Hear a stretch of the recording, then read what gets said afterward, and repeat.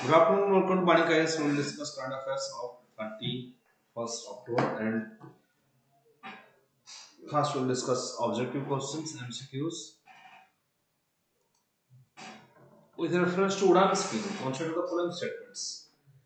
It is a market-based model to develop regional connectivity. Yes, to develop regional connectivity. UDAN scheme, it will develop regional connectivity by airports, right? By small airports and affordable air prices. UDAN scheme provides regional connectivity. Regional connectivity means, for example, within different areas of a state, they are also connected by airport. Right? That is under UDAN scheme. It has a provision of viability gap funding. Yes, it has a provision of viability gap funding, and that means central government will give some money if there is any any shortfall occurs. Right? It is a greenfield project. No, it is both brownfield and greenfield. Right? It is both brownfield and greenfield project.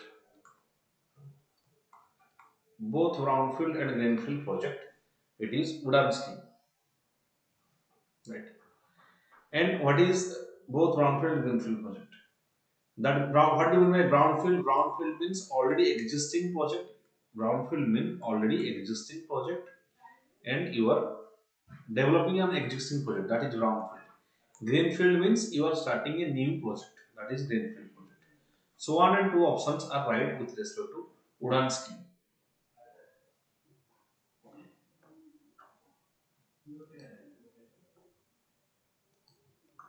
Consider the following statements. National Financial Reporting Authority (NFRA) was constituted under the Companies Act of 2013. National Financial Reporting Authority (NFRA) was constituted under the Companies Act 2013. NFRA account is monitored by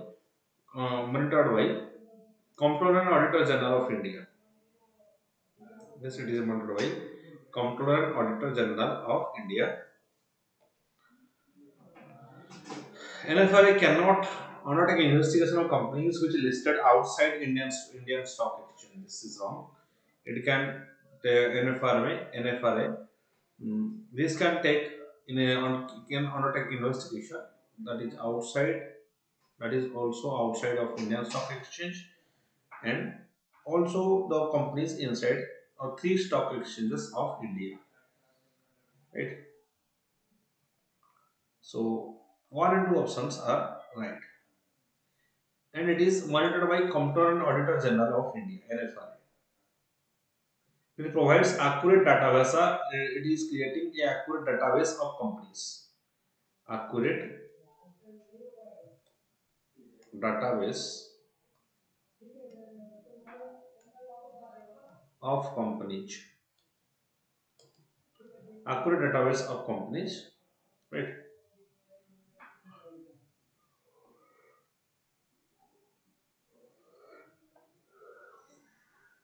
This NFRA, it is coming under Ministry of Corporate Affairs. Ministry of Corporate Affairs. NFRA is coming. Right.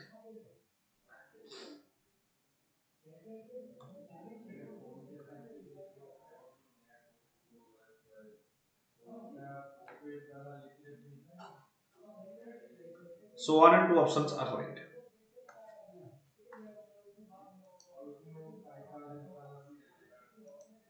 Consider the following statements with respect to tuberculosis.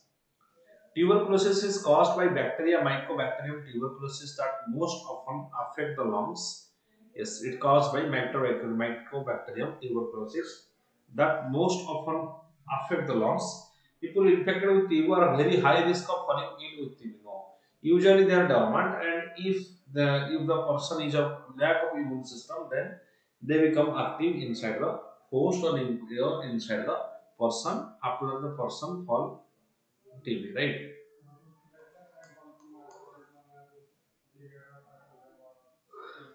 So it is not very high risk. Multi-drug resistant TB, MDR TB that does not respond to at least ionized and rimapicin, the two most powerful anti-TB drugs. That is, if then that is caused by these anti-TB drugs, and that is one type of antimicrobial resistance (AMR). Right, multi-drug resistant TB, it does not respond to the TB medicines. According to recent global health report, India's TB incidence for the year 2020 has been declined compared to the baseline year of 2015. So TB is declining because of various awareness, because of medicinal developments. TB is declining. So this is 1, 3, 4 options are right.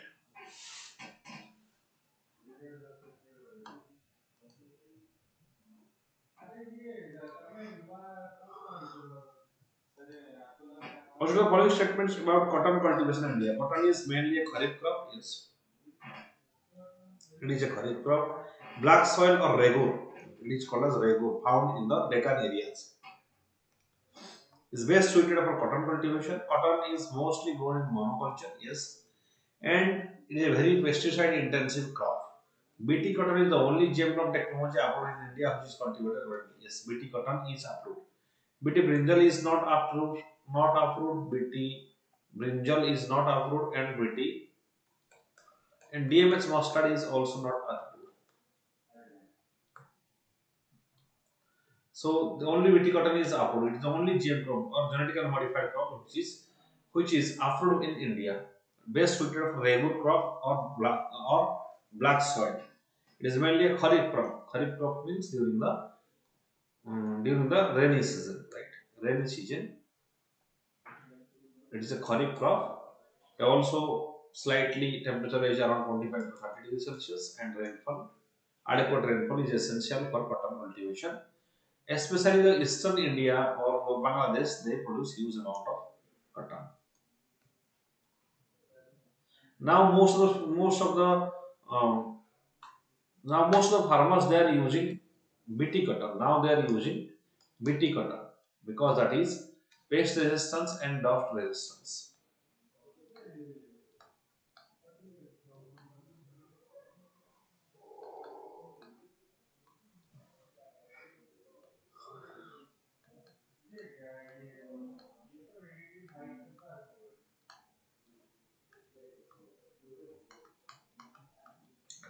This BT cotton is drought pest resistance and extreme environmental condition resistant. That means in case of extreme drought or extreme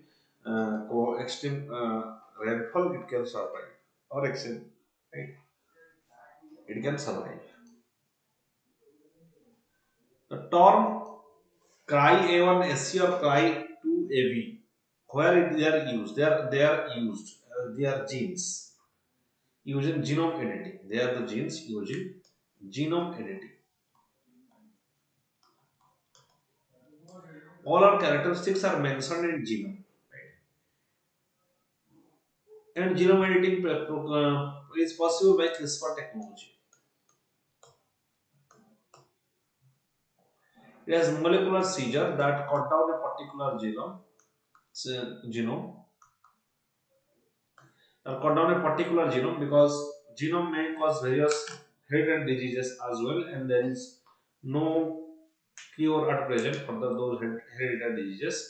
So by genome sequencing, we can know the preventive health care of a particular person.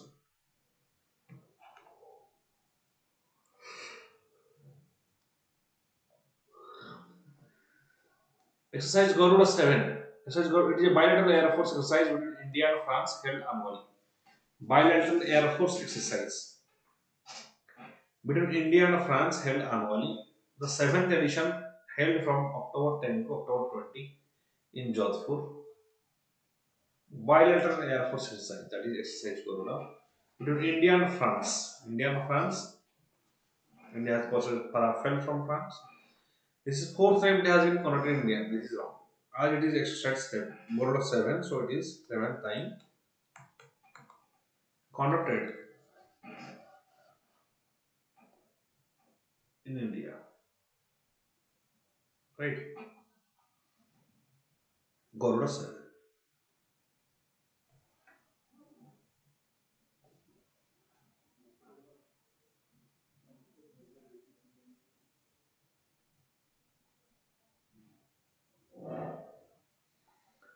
It is sorry. This is the seventh time this exercise is conducted, but in India it was in 2003. So this is the fourth time. Yes, it has been conducted in India. In India it is fourth time, but in total it is seventh time. In India it was conducted in 2003, in 2006, 2014, right? And this year that is 2020, 2022. So it is fourth time it has been conducted in India. So 1, 2, 3 all the options are right regarding exercise Garuda 7.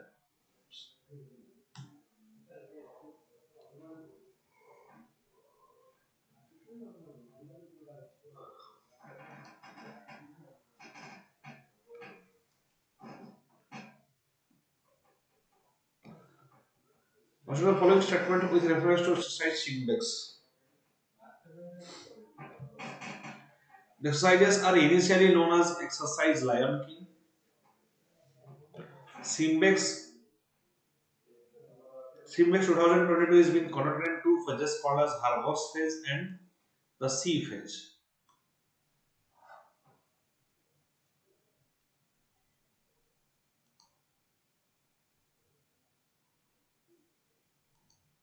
Called as Harvard phase and the sea phase, it is an naval exercise in India and Singapore. India is hosting Simbex 2022, which is 20th edition. Simbex is Singapore, India Maritime Bilateral Exercise.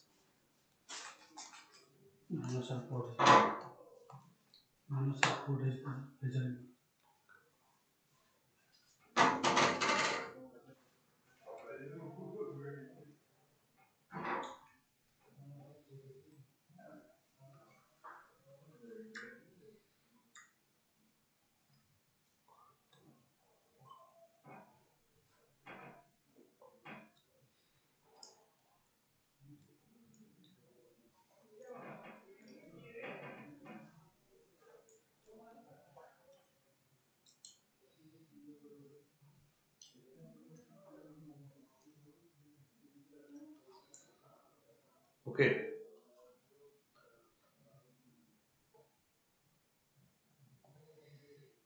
India is hosting the 28th edition of Simbex. Okay. So fourth statement is wrong. So 1, 2, 3 are right.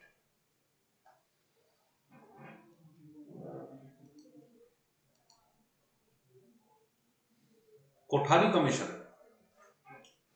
Kothari Commission, it is the commission that is related to examine the center-state relationship, to examine the changes in electoral laws, to prove the Karnataka anti-hijab protest, and to examine all aspects of education sector in India.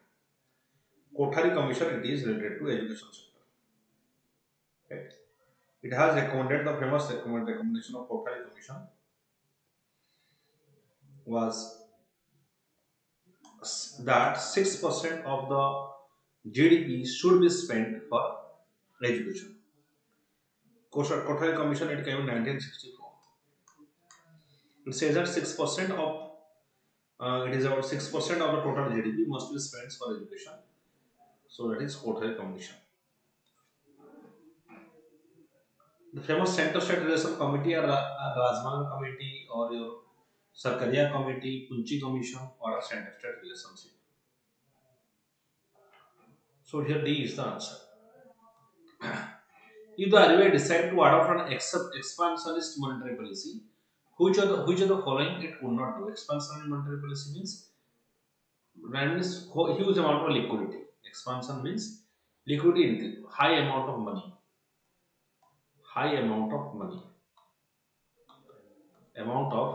in market,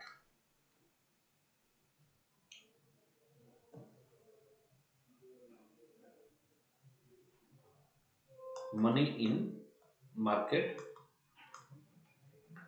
That is expansionary monetary policy.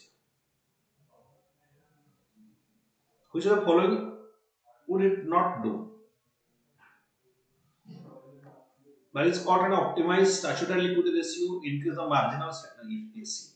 If SLR is declined, SLR, which is generally at 18.5%, for example, that is the amount of money that can be kept in case in your mm, that is kept with the bank in case of any emergency situation or bank run, that is not subjected to lend. That means bank cannot lend 18% of its capital to the lenders, right?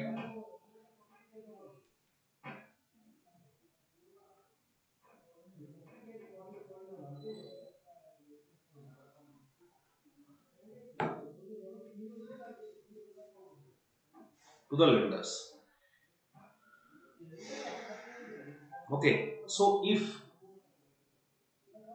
the SLR is cut down, that means suppose it becomes 15%. That means 3%, 3.5% more money, capital of bank capital will go to the market for lending purposes.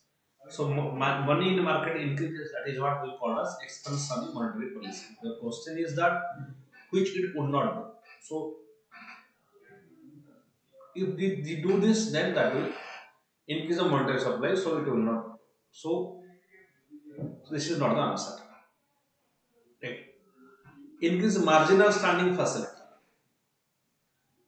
The objective is that to adopt an expansionist monetary policy. If RBI decides to adopt an expansionist monetary policy, which of the following it would not do? Increase the marginal standing facility rate. If it increases the marginal standing facility rate, what will happen?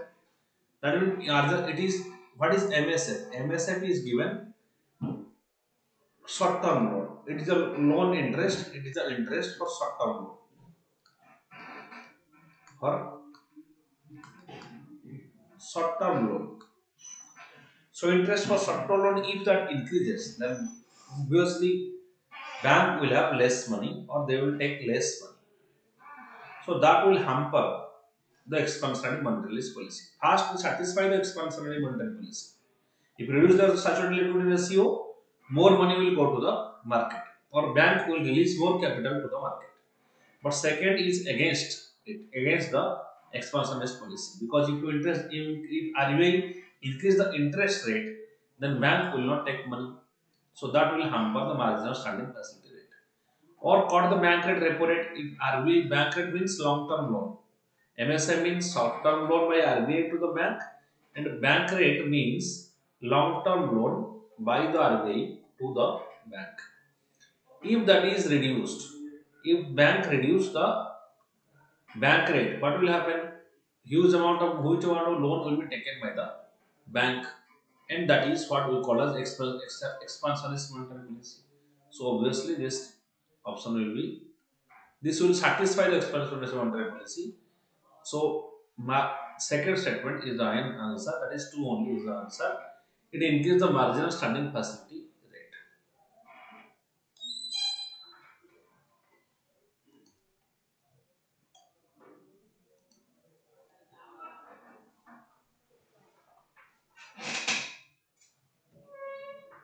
What is the correct chronological order with respect to relations between India and Pakistan? Simla Agreement, Dixon Plan, Operation Gibraltar. The Simla Agreement it came in 1971 after the Indo-Bangladesh War. After Indo-Bangladesh War, Simla Agreement came to surface. Dixon Plan will come in 1947. Right? Dixon Plan. It is an American jurist Dixon Plan. Dixon. It is he Yes, he said that some part of the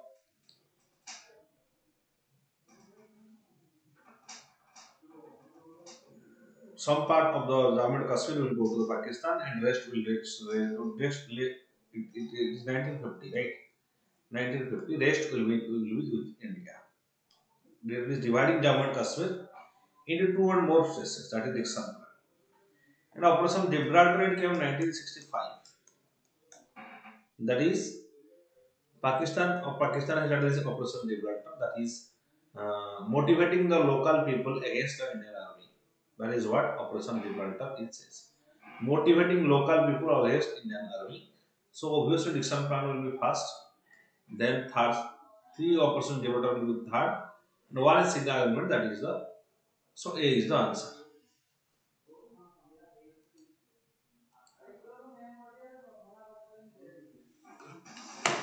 Okay. So the discussion ends here.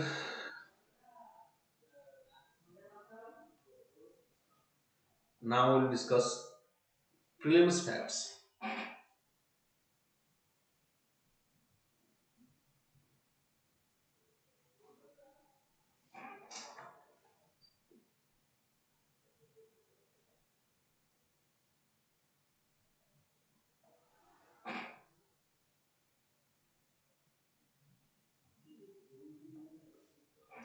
Okay.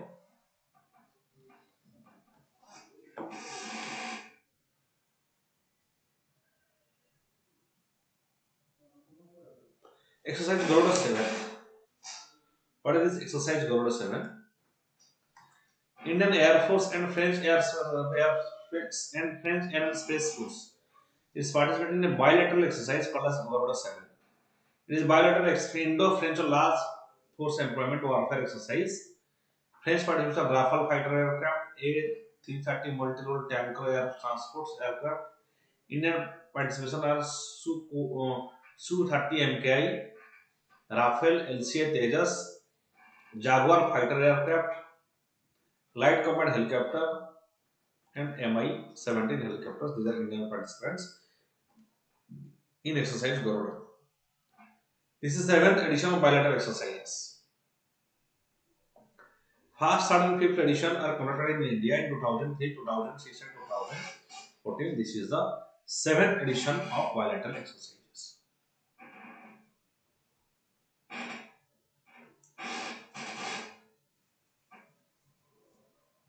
Second, fourth editions are conducted in 2005, 10, and 2019. So this is the 7th edition of bilateral exercises. After GM Mustard, GEAC is said to recommend. Okay, next is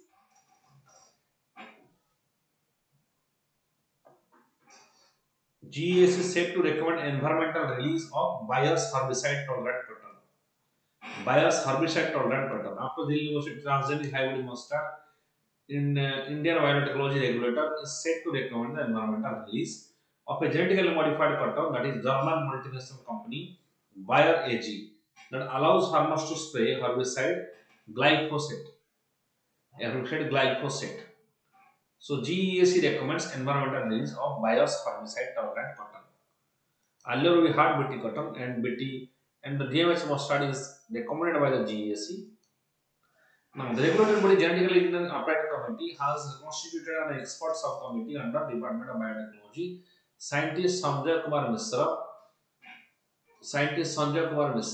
to conduct a detailed review of the application by Bio Private Limited license for the BGRRF technology in India.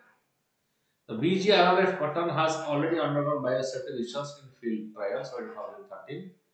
Dossier content results that trials are submitted by the original developer Monsanto to the GEAC in March 2013. Amid regulatory uncertainty and no decision being taken, American company withdrew its application seeking environmental release of the herbicide tolerant GM cotton GM cotton product. In 2008, Monsanto acquired by Bayer. Following the review, which later the Mahiko submitted the application earlier this year. And the transgenic cotton, Volgard Round Ready Flex (BGRRF), contains 3 LN genes and 2 That is CRY, CSC, and CRY2AB. Being isolated from soil bacterium, Bacillus thuringiensis, BT, the full form of BT is Bacillus thuringiensis, coding for protein toxic to American bollworm, spotted bollworm, tobacco caterpillar, insect pests.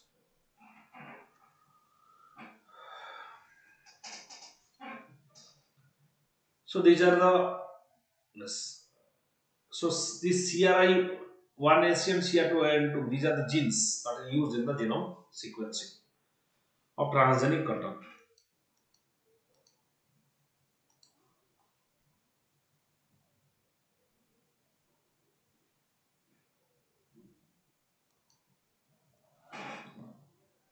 Third gene CP is sourced from animal soil bacterium. Agrobacterium tumafensis incorporation into cotton makes crop tolerant to glyphosate. CP4 EPSPs glyphosate. Next, exercise Gymbex. Sorry, exercise Simbex. The Indian Navy is hosting 29th edition of Singapore India Maritime Bilateral Exercises. Singapore India Maritime Bilateral Exercises from 26 to 30 October at Visakhapatnam. Simbex. Singapore India Maritime Bilateral Exercises. Simbex is being conducted in two phases, that is Harbour phase in Visakhapatnam and followed by sea phase in the Bay of Bengal in 2022. The two ships from Republic of Singapore Navy, RSS Charlotte, Fundamental Class Frigate RSS Charlotte and RSS Vigilance, already Visakhapatnam 2022 for participation in the exercise. That is from Singapore. That is RSS Stalwart and RSS Vigilance. Right. The harbour phase witnessed extensive professional and sporting interaction between the two navies, including cross-deck visits, subject matter expert exchange, and planning meeting. Symbiosis series of exercise began in 1994 and known as Exercise Lion King. Exercise Lion King. Right. Singapore India Exercise Lion King. The scope complexity of the exercise has risen substantially over the past 2 decades to include advanced Naxal drills covering wide spectrum of maritime operation. So, this is about Singapore India Maritime Bilateral Exercises.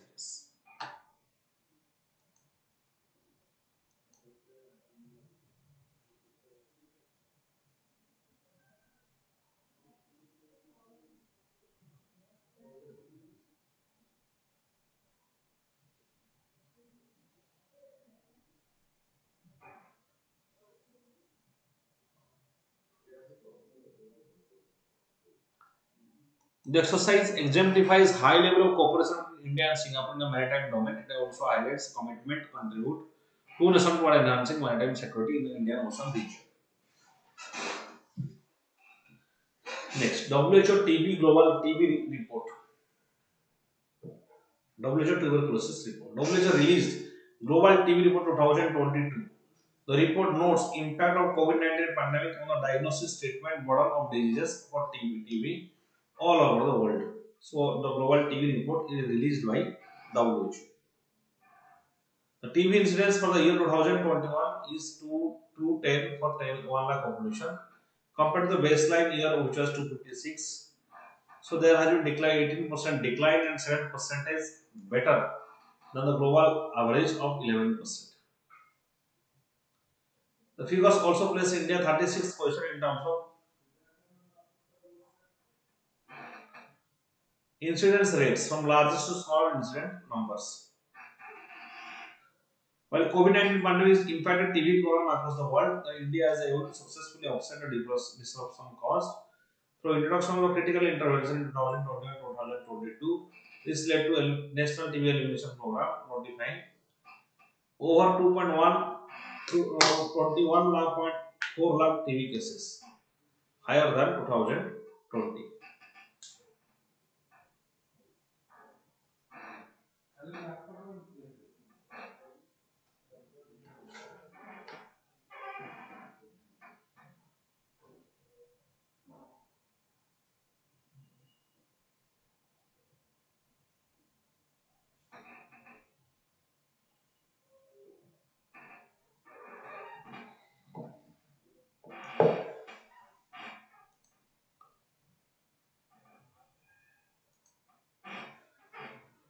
It was found that 6 million people fell in TB in 2021, increase of 4.5% from 2020.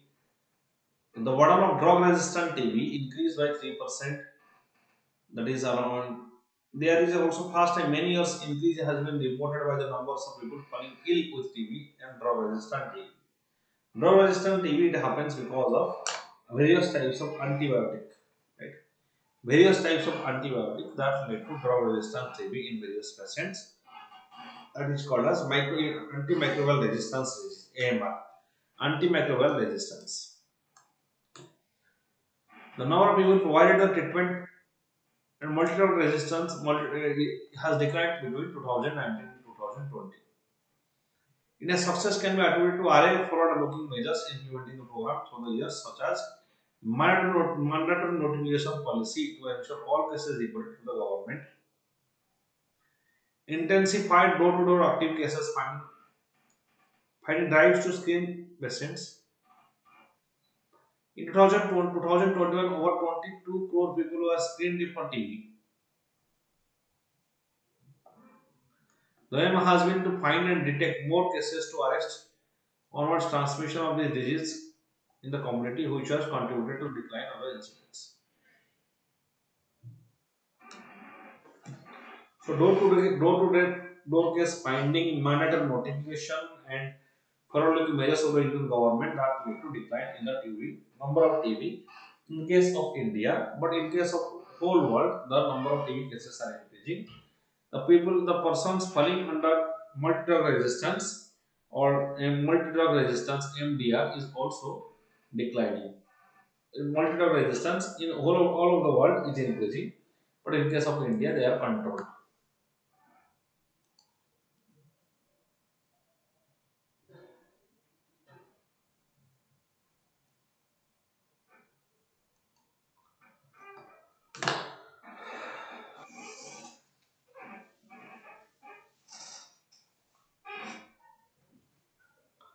The Steel Authority of India, SAIL, and Airport Authority of India has signed cooperation and management agreement to facilitate commercial operation from Rourkela state of Odisha.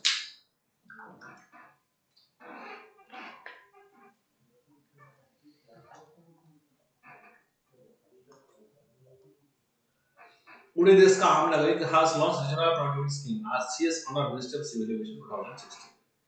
It was formulated based on the review of National Civil Aviation Policy. Plan to remain in force for a period of 10 years, that is developing the regional connectivity or establishing airports in in different areas of a particular state.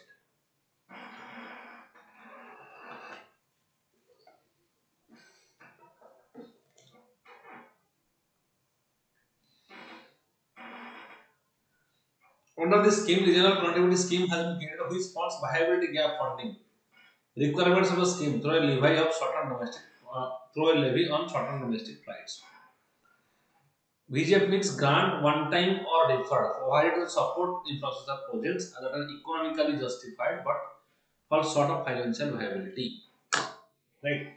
If a particularly economically justified, that means there is potential that they will survive, and still they lack some money. That funding is done. That is viability gap funding. The objective is to develop regional aviation market. It objectives to develop regional aviation market to provide affordable, economically viable, profitable air travel regional routes, and common man can even in small towns, right? Even in small towns for early transportation, this regional connectivity need to be developed.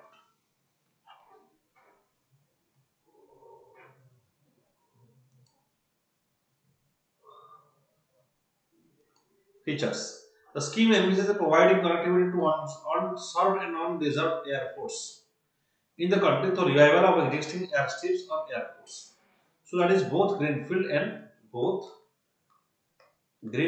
brownfield.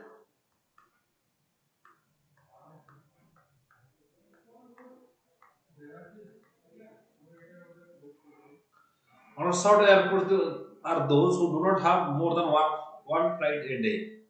Where unserved airports are those where there is no operations. Financial incentives from central governments, airport authorities, operators are extended to selected airlines to encourage operation in the onshore and underserved airports. What are the achievements? There are 74 operational airports since 2014, which has increased 141 now. 68 understand on reserve and on reserve on-served destinations, which include 58 airports, 8 heliports, 7 water aerodromes have been connected to under Udan scheme. So new airports, heliports, and water aerodromes are connected to the Udan scheme to develop regional connectivity. With 425 new routes initiated, Udan has provided new air connectivity more than 29 states in the country. More than 1 crore passengers have availed the benefits since 2000. Since benefits came as on 4 August 2022, more than 1 crore passengers has availed this service. 220 destinations, airports, helicopters, water aerodromes under Udan are targeted to be completed by 2026 with 1,000 routes to provide air connectivity to all connected destinations of the country. Under Udan, 954 have already been awarded to connect 156 airports.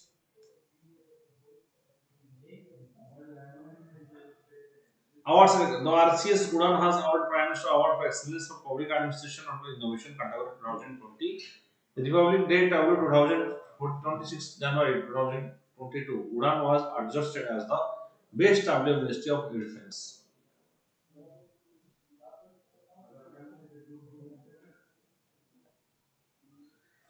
Then the External Financial Reporting Authority. It has come to attention NFRA during the disciplinary action taken.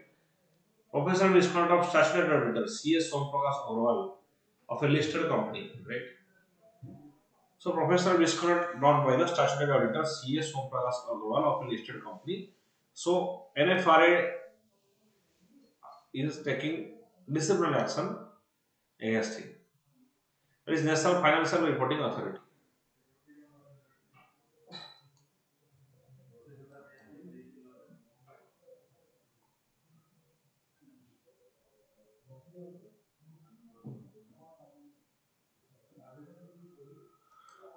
It is a regulatory body constituted under the Government of India. NFRA is constituted under Government of India. It's a regulatory body. Of the Companies Act 2013 to oversee compliance and accounting and auditing standards by the companies that are described as public interest entities.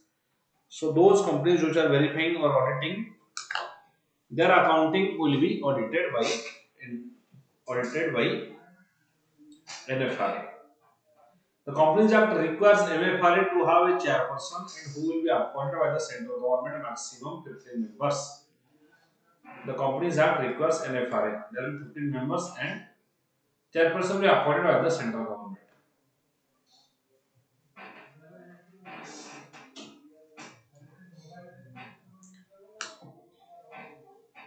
Function and duties. Recommend accounting and auditing policies, standards adopted by companies for approval of central government.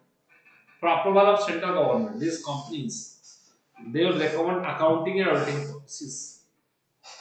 Monitoring and enforce compliance with the accounting standards and auditing standards. So monitoring and auditing standards, global auditing standards and accounting standards.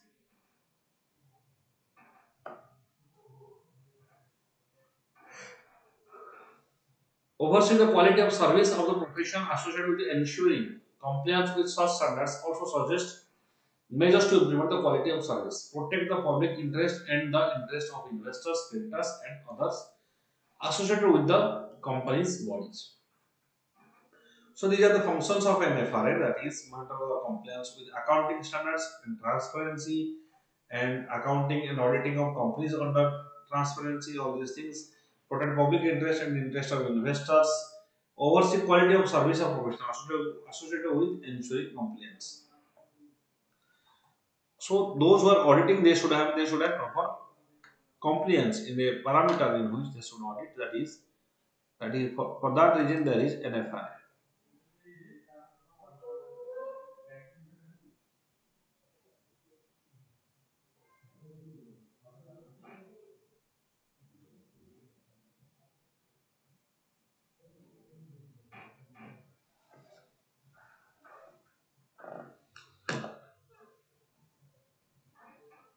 Question is the method of computing of methodology of India's gross domestic product, that is GDP, before the year 2015 and after the year 2015. GDP is primarily used as the yardstick to measure the growth of economy. Yes, GDP is for growth of economy. 2015 new series was announced to calculate the GDP by upgrading new methodology and new data standards. Difference between old change in the base year, earlier to 2005, now it is 2011 and 12. Change in the base year to upward GDP is done in the line of global exercise to capture economic information accurately. So that is why change in the base year is done. Change in data used to measure manufacturing sector growth. Pre-1990 to pre-2015, the performance of manufacturing sector was previously evaluated using data from IIP and annual survey of industries.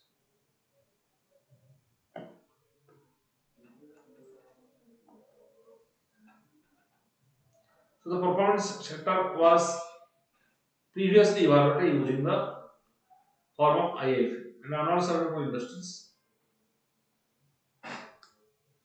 So this is the to change the manufacturing sector growth, and this is before 2015.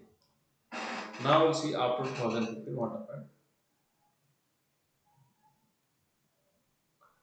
Post 2015, new forms announced annual accounts filled with Ministry of Corporate Affairs are used, which include around 5 lakhs.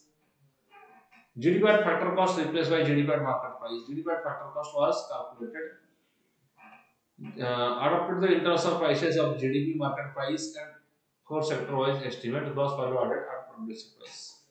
Now new measures include only cost of production and product subsidies and taxes. That means GVA, which is also called as GDP at factor cost. GVA plus GVA equal to GDP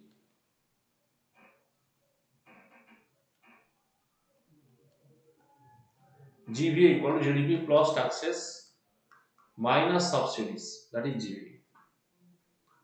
Okay. Change the way value addition in the agriculture was captured.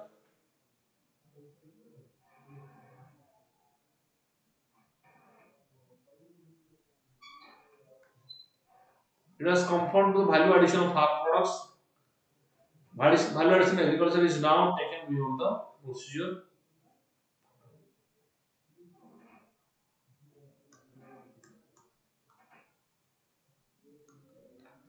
Calculation of labor income, that is all the labor has equal cost, that is concept of effective labor input. Different weights are assigned to one another. So hired a helper, different salaries given. Value addition in agriculture now taken beyond farm produce, that is post 2015. Changes in agriculture that happened. Value addition means, for example, some nutrients are added, some chemicals from preservatives, all these are being added to the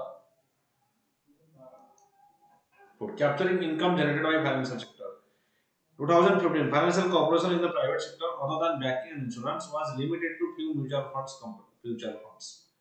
Estimated for the non-government, non-banking financial companies compiled by RBI.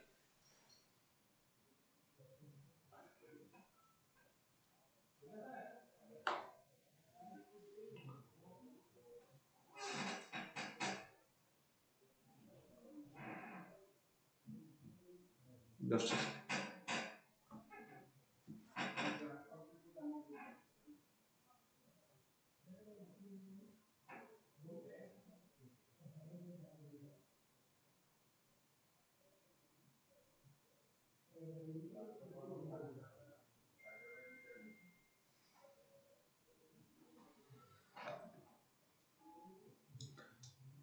so coverage of financial sector has been expanded, right? Asset management companies, mutual funds, SEBI, PFRD, RRDA. So income generated by financial sector is also added. There is also financial inclusion, Janman Yojana, all these things. So from public also, but are officially calculated, because earlier women were working in households and getting money by cash, so that was not possible. That would be very difficult. So changing the value addition in the agriculture has also changed.